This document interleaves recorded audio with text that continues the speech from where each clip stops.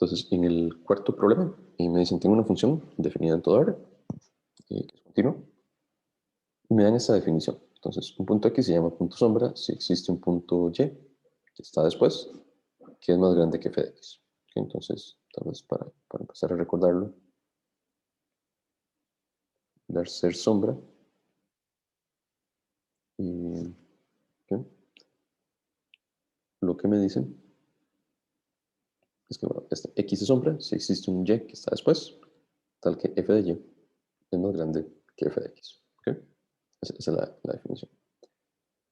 Y entonces me dicen, tengo dos valores, A y B, en donde todos los puntos del intervalo abierto a B son puntos sombra. Entonces, por ahí voy a tener un intervalo AB, entonces todo lo que está dentro es sombra, pero A y B no son puntos sombra. Entonces, aquí tal vez antes de continuar, voy a hacer un pequeño gráfico de qué significa. Ahora, cuando yo digo aquí que B no es sombra, ¿qué es lo que me están diciendo? Si B fuera sombra, aquí voy a tener B. Si B fuera sombra es porque existe un Y después, cuya imagen es más grande. Al no ser sombra, entonces es porque no existe tal Y. Entonces, si yo aquí tengo mi imagen de B, y como mi función es continua, entonces yo sé que necesariamente el resto de imágenes tienen que estar por debajo de f de B. ¿Okay? Como quien dice, negar que sea sombra es que no puede haber, no hay imágenes por encima, sobre, eso es un sobre, que no se entienda, no hay imágenes encima de f de B. ¿Okay? Entonces, cuando a mí me dicen que B no es un punto sombra, ¿verdad? Lo que tenemos que tener en mente es eso. Todas las imágenes están por debajo. ¿Okay? Y bueno, lo mismo para ahora. No es punto sombra, entonces tiene que ocurrir algo parecido. Y eso en cuanto a la definición. Entonces ahora sí, ¿qué nos piden demostrar? Bueno, nos piden demostrar que f de b es una cuota superior para las imágenes en todo el intervalo. ¿Okay? Entonces concentrémonos en eso primero. Entonces vamos a hacer algunos casos por acá.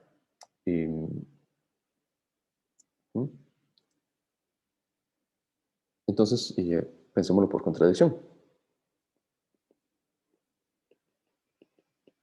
¿Okay? Entonces, si yo quiero demostrar que todas las imágenes son menores o iguales que f de b, entonces vamos a suponer que existe un c en el interior del intervalo que no cumple lo que queremos demostrar, o sea que f de c es mayor o igual que f de b. ¿Okay? Entonces, aquí voy a empezar a hacer muchos dibujos para imaginarlo de manera sencilla. Entonces, aquí tengo mi dominio AB. Y entonces, bueno, no sé, tengo una imagen de B por acá. Entonces, estoy diciendo, existe algún C que tiene una imagen más alta. Y nos vamos a concentrar en qué ocurre, digamos, en esos subintervalos. Entonces, ¿qué pasa particularmente? Bueno, como la función f es continua, y ahorita lo que me va a interesar es en el intervalo que va de C a B. ¿Okay? Y como la función es continua, ¿verdad? Tiene un mínimo y tiene un máximo. Entonces, en particular me voy a interesar por el máximo. Entonces tiene un máximo que voy a llamar máximo m.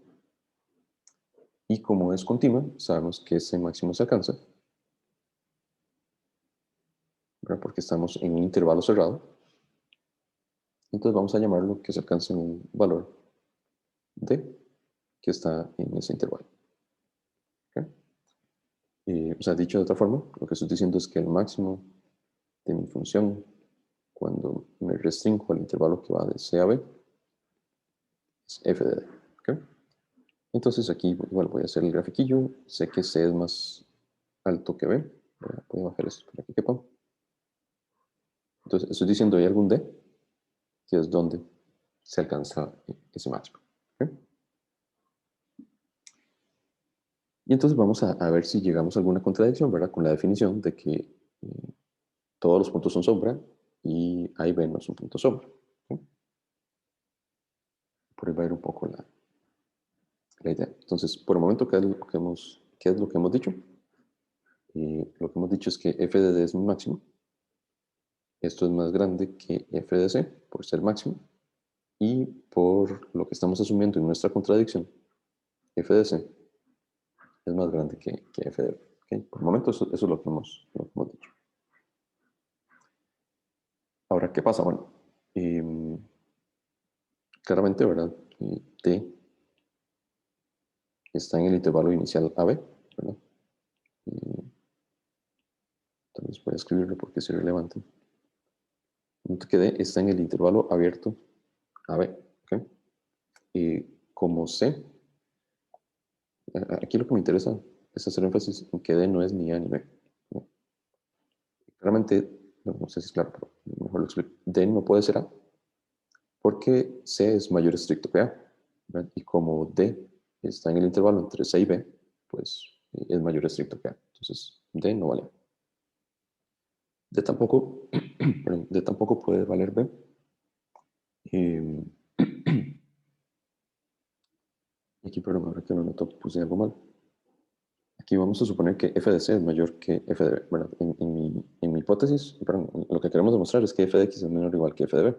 Pues por contradicción, lo que debería haber asumido es que f de c es mayor estricto. Perdón, ahí se me fue así mal. Y eso lo voy a usar ahorita, por eso me di cuenta. Porque entonces d no puede ser b, porque d es donde ocurre el máximo, ¿verdad? Y ese máximo es mayor o igual que c, bueno, que este valor, pero este es mayor estricto que eso. De hecho, aquí corregí. Para lo que acabo de corregir aquí arriba, lo acabo de corregir aquí también, ¿verdad? Y B no puede ser el punto donde se alcanza el máximo por esta desigualdad estricta. Entonces, necesariamente, D es un punto sombra, porque por hipótesis, todos los puntos en el intervalo abierto son puntos sombra. ¿Okay? Y entonces usemos esa hipótesis. ¿Qué significa que D sea un punto sombra? Existe, por lo que existe, un valor Y más grande que D, que cumple que su imagen es más grande que f de d. Y aquí nada más voy a ver si lo puse bien. Bueno, efectivamente era punto sombra si existe un valor después cuya imagen es más grande. Entonces, si lo puse bien por aquí, como d es punto sombra, existe un y que está después del d cuya imagen es más grande. Y entonces cuando pienso aquí en el dibujillo, pues ya tengo una ligera complicación porque estoy diciendo que y está después de d. Entonces, ¿verdad? Tengo dos posibilidades, que y esté aquí o que esté antes del b, o que y esté después del b. Entonces, voy a analizar esos dos posibles casos. Entonces, caso número 1. Si y es más grande que b, y ahorita vamos a hacer el análisis. Y caso número 2. ¿Qué pasa si y es menor o igual que b? ¿Okay?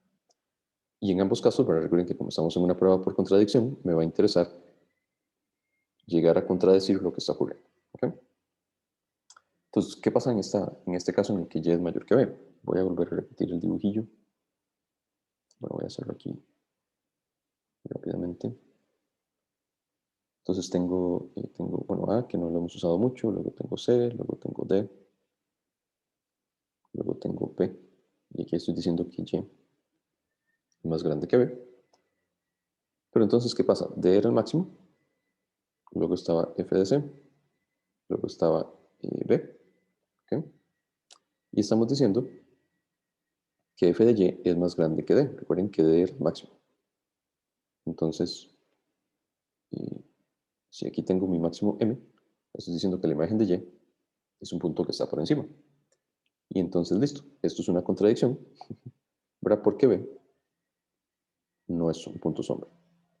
Y recuerden que lo que dije aquí arriba es que ¿qué significa que B no sea sombra? Significa que después de B, todas las imágenes son menores que B.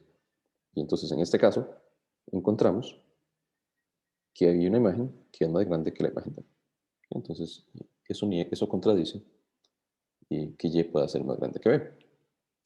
Si Y fuera menor o igual que B, entonces vamos a hacerlo parecido. Entonces tengo A, tengo C, tengo D. Por aquí tengo Y. luego tengo B.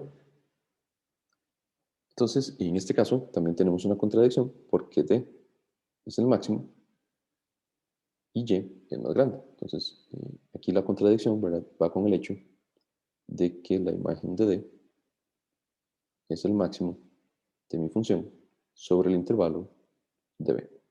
¿Okay? Estoy diciendo que en Y es más alto y entonces, pues aquí hay un error. ¿Okay? Y entonces, como esos son los únicos dos posibles casos, por contradicción, resulta ser que lo que dijimos aquí es falso. No existe un C que cumpla eso. Entonces, necesariamente, concluimos que para todo X en el dominio, se tiene que f de X es menor o igual que f de B. ¿Okay? Y queda claro. ¿Alguna pregunta?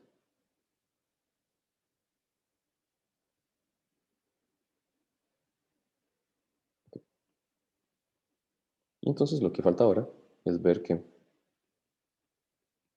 f de A es igual a f de B, ¿verdad? Que es lo que nos preguntaban en esta segunda parte. Y bueno, vamos a usar, en la medida de lo posible, ¿verdad? No busco usar lo que se demostró antes. Entonces, en la parte anterior ya sabemos eso.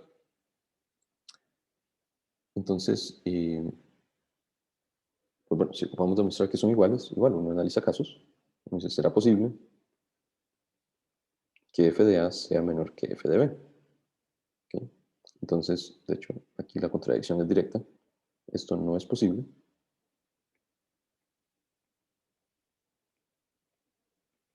Porque por hipótesis A es punto sombra. Perdón, A no es punto sombra, es lo que quería decir. Pero no es posible que la imagen de B sea más grande. Porque recuerden que sombra, lo que quería decir es que todas las imágenes van a estar por debajo de esa imagen. ¿Okay? Y entonces ese caso no es posible. Entonces lo único que nos queda, ¿verdad?, es necesariamente f de A tiene que ser mayor o igual que f de B. Entonces vamos a descartar el mayor. Lo único que va a poder ocurrir es la igualdad.